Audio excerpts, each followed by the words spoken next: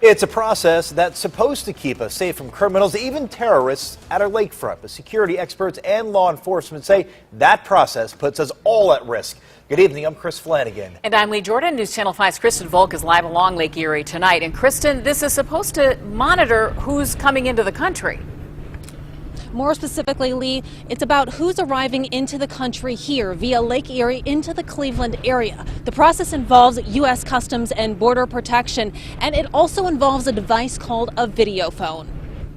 Water entries are identified by the terrorists as some of our weaker links of entering this country. Not only is Lake Erie a concern for national security expert Tim Dimmoff, that's a big body of water. There's a lot of ways to come in. But these video phones only amplify his concerns. If you get on the phone and you say, hey, I came across by myself, and you brought 6 other people, that phone has no way of detecting how many people you came with. These phones are at 3 marinas in the Cleveland area. They're supposed to be used by foreigners who arrive at those marinas by boat, so that U.S. Customs and Border Protection know they're here. The officer would ask some questions about the details of their trip and ask to see some documentation such as a passport. You can see me on this video right here. Dimmoff says these phones are better than nothing, but he says it's easy to skirt the system, especially because there are several marinas in our area without them. If we just have 3 video phones along Lake Erie right now and we never expand on it,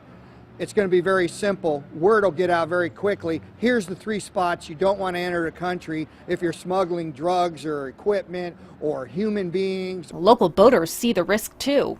Any marina along this coast is a security risk. I mean, any boat could come in from anywhere and pull into any marina and just park down at one of these docks.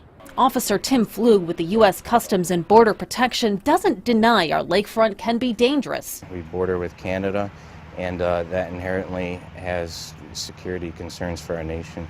But he also says there are no plans to install more video phones in our area. And that makes it very difficult to enforce who's coming across.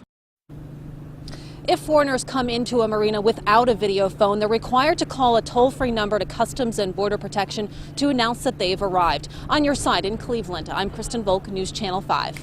Kristen, aside from these devices, there are some people who patrol these areas. That's right, Lee. The agency tells us that the officers do make unannounced visits to the marinas to not only inspect boats, but talk to people there too. Lee? Very eye-opening. Kristen, thank you.